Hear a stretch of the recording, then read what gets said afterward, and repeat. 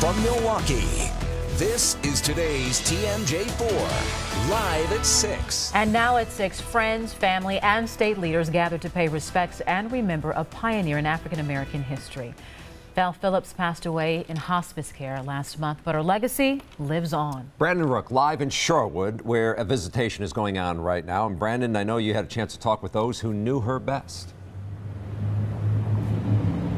Charles and Shannon, within the past 2 hours, many current and former politicians like Governor Scott Walker, Jim Doyle, and Mayor Tom Barrett have come by to the visitation. Everyone says that Phillips was truly a champion and history maker.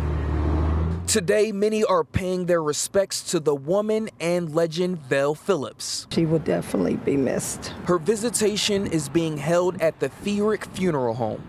Family, friends, current and former politicians coming by to honor her life. She broke down so many barriers, and what was amazing is even through her 90s, she was still a trailblazer. She was leading this community in so many different ways. The longtime civil rights activist was the first black woman to graduate from UW-Madison Law School. She went on to become the first female judge in Milwaukee and the first African-American judge in the state.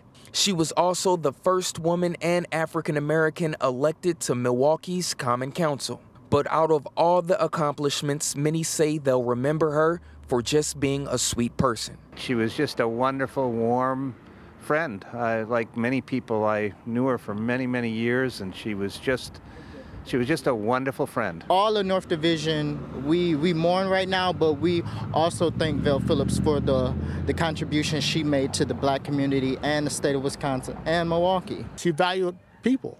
She was a people person.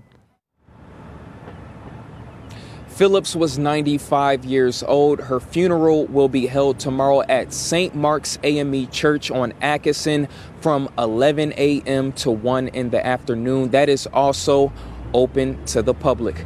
Live in Shorewood, Brandon Rook, today's TMJ4. All right, Brandon, thank you.